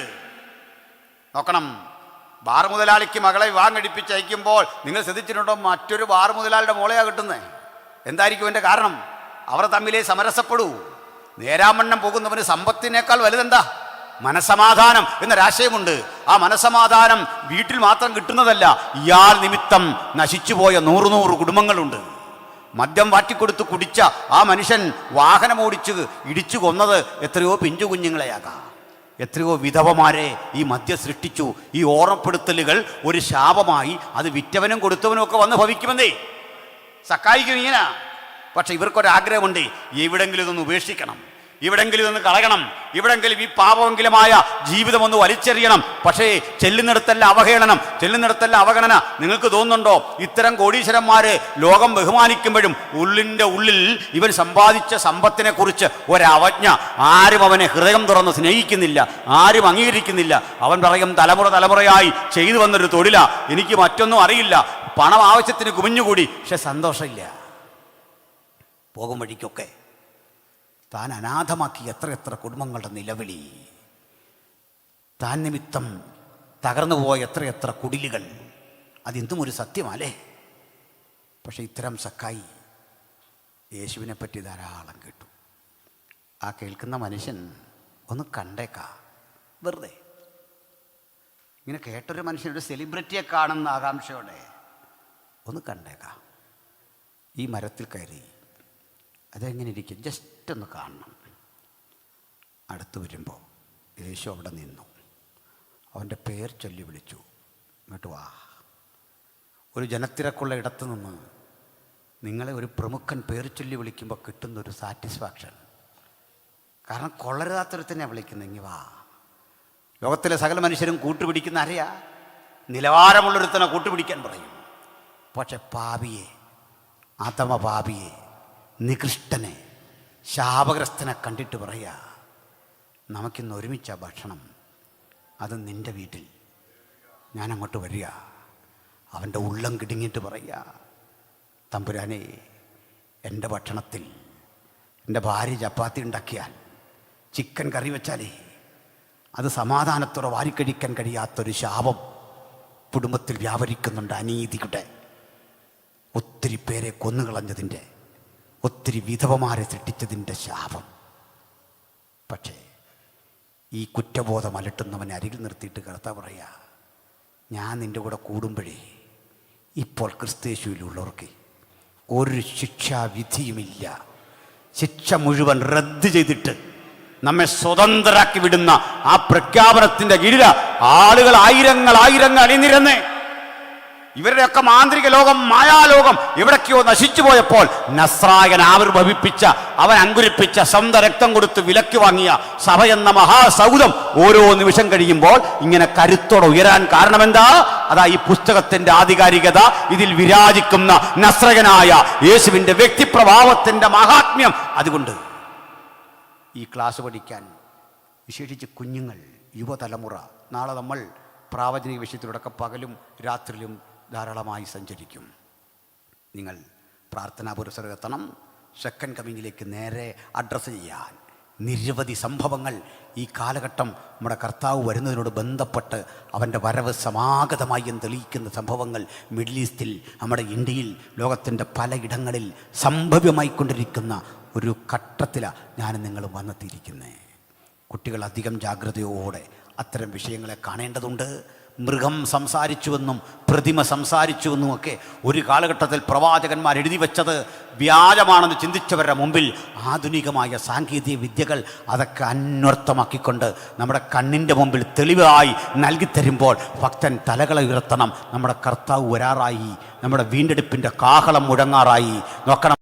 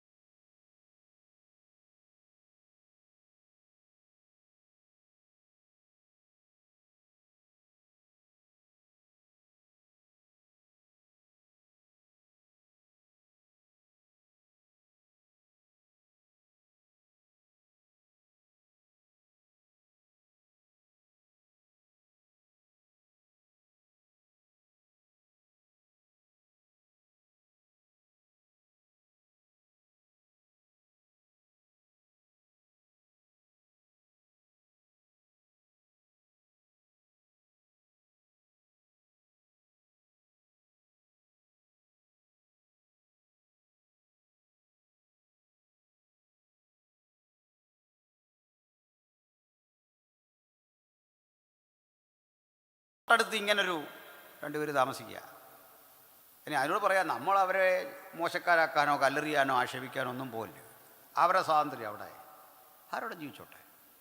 നമുക്ക് ആദ്യം ഒരു ചിരിയും തമാശയൊക്കെ തോന്നുമെങ്കിലും കുറേ കഴിയുമ്പോൾ ഇത്തരം ആളുകളിൽ ഒരു പ്രത്യേകതയുണ്ട്. ഈ ഒരു കാര്യം മാറ്റിവെച്ചാൽ അവർ നല്ല ക്വാളിറ്റി ഉള്ളവരാണ്. അപ്പോൾ നമ്മൾ കണ്ടു, വിഷ് ചെയ്തു, നമ്മൾ നമ്മുടെ വഴിക്ക് പോയി. ഒരു ദിവസം ഇവരിൽ ഒരാൾ പറയുക, ഞാനൂടെ ആ ചർച്ചിലേക്കൊന്ന് വരട്ടെ, ഞങ്ങൾക്കൊരു താല്പര്യം. കേട്ട ആൾ ഇവിടെ വന്ന് പാസ്റ്ററോട് ചോദിച്ചു. പാസ്റ്റർ പറഞ്ഞൊരു കാര്യം, നമുക്ക് കമ്മിറ്റിയിൽ നിന്ന് വെക്കാം. അപ്പോൾ കുറേ പേര് പറഞ്ഞു, അയ്യോ വേണ്ട വേണ്ട വേണ്ട. അപ്പോൾ ചില ആൾ പറഞ്ഞു, കർത്താവ് പാവികൾക്ക് വേണ്ടിയല്ലേ വന്നേ, വരട്ടെ, അവിടെ വന്നിരിക്കട്ടെ. അവരവിടെ വന്നിരുന്നു. കുറേ ദിവസം കഴിഞ്ഞപ്പോണ്ട് കൊട്ടാരക്കര അല്ലെങ്കിൽ നമ്മുടെ സെക്ഷൻ്റെ അല്ലെങ്കിൽ സെൻറ്ററിൻ്റെ ക്യാമ്പ് വരുന്നു. അപ്പോഴാണ് മനസ്സിലായത് ഇതിലൊരാൾ നന്നായിട്ട് ഗിറ്റാർ വായിക്കും, നമുക്കൊന്ന് കൊണ്ടുപോയേക്കാം, പ്രൈസ് മേടിക്കണമല്ലോ, അതല്ലേ പ്രധാനം. അവിടെ ചെന്നു, പ്രൈസും കിട്ടി, അന്തസ്സായിട്ട് ബിഹേവ് ചെയ്തു. ഘട്ടമായിട്ട് അവനായി മാറിയ അവളോ അവളായി മാറിയ അവനോ ഇവിടെ വർഷിപ്പ് ലീഡറാവും. ഇതെങ്ങനെ വന്നതെന്ന് ഞാൻ കണ്ടുപിടിച്ചെന്നറിയണ്ടേ, പറയാം. എതിർ ക്രിസ്തുവിൻ്റെ ഒരു രീതിശാസ്ത്രം, അവൻ നമ്മുടെ ഇടയിൽ വന്ന് പ്രവർത്തിക്കാൻ ഇടപെടുന്ന ഒരു ശൈലി. കാരണം ഇത് ക്രിസ്തുക്കളുണ്ട് കേട്ടോ, ഒരു ശൈലി പറയാം. ദാനിയേൽ പറയാ, അവൻ കോട്ടകളുടെ ദേവനെ ബഹുമാനിക്കും. ഡിഫൻസ്, സംരക്ഷണം. കോട്ടകളുടെ ദേവനെ ബഹുമാനിക്കുന്ന ഡിഫൻസ്, അതിന് പണം മുടക്കുമെന്ന് അന്നത്തെ ഏകാധിപതി. അടുത്ത കേട്ടോ, അവൻ സ്ത്രീകളുടെ ഇഷ്ടദേവനെ കൂട്ടാക്കുകയില്ല. സ്ത്രീകളുടെ ഇഷ്ടദേവനെന്ന് അപ്പോളോയോ അങ്ങനെയൊക്കെയുള്ള ഗോഡസസ് ഉണ്ടല്ലോ, ഡേറ്റി. ഇതിൻ്റെ ഹിഡൻ മീനിങ് എന്താണെന്നറിയണ്ടേ?